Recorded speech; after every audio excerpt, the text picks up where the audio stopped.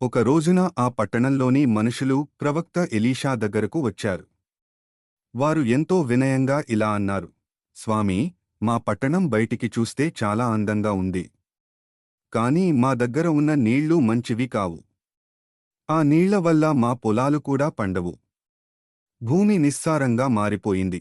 Elisha వారి మాటలు విని వారికి దయతో చూశాడు. దేవుడు తన ప్రజలను ఎల్లప్పుడూ ఆశీర్వదించాలని కోరుకుంటాడని అతనికి తెలుసు.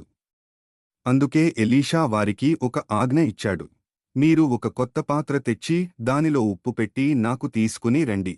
వారు వెంటనే కొత్త పాత్ర తెచ్చి అందులో ఉప్పుని వేసి ప్రవక్త దగ్గరకు తీసుకువచ్చారు. ఎలీషా ఆ పాత్రను తీసుకుని చెడిపోయిన నీళ్లు ఉన్న ఊట దగ్గరకు వెళ్ళాడు. ఆ ఉప్పును నీళ్లలో వేసి ఇలా ప్రకటించాడు: యెహోవా ఇలా సెలవిచ్చుచున్నాడు, ఈ నీళ్లు నేను స్వస్థపరచితిని. ఇక మీదట ఇక్కడి నుండి మరణమూ నిస్సారత్వమూ కలుగవు.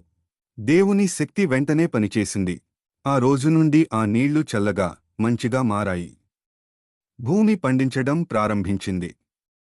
ప్రజలందరూ ఆనందంతో దేవునికి కృతజ్ఞతలు తెలిపారు. అలా దేవుడు ఎలీషా ద్వారా పట్టణానికి జీవం, ఆరోగ్యం, ఆశీర్వాదం తీసుకొచ్చాడు.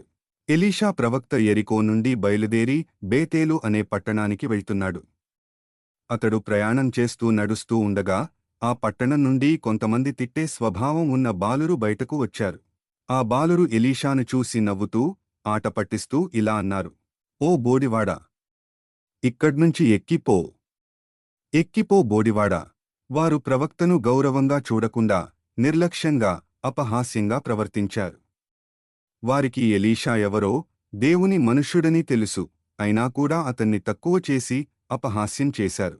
ఎలీషా ఆపుకుని తిరిగి వారిని చూశాడు. దేవుని పేరులో వారిమీద శాపము ప్రకటించాడు. ఎందుకంటే వారు దేవుని సేవకునిపై అవమానం చేశారు. అప్పుడే అరణ్యంలో నుండి 2 ఎలుగుబంట్లు బయటకు వచ్చి అక్కడ ఉన్న బాలురలో 42 గాయపరిచాయి. ఇది దేవుని తీర్పు. ఆ పట్టణ ప్రజలకు ఒక గంభీరమైన హెచ్చరిక: దేవుని వాక్యాన్ని సేవించే వారిని అవమానించరాదు. ఆ తర్వాత ఎలీషా అక్కడి నుండి కర్మెలు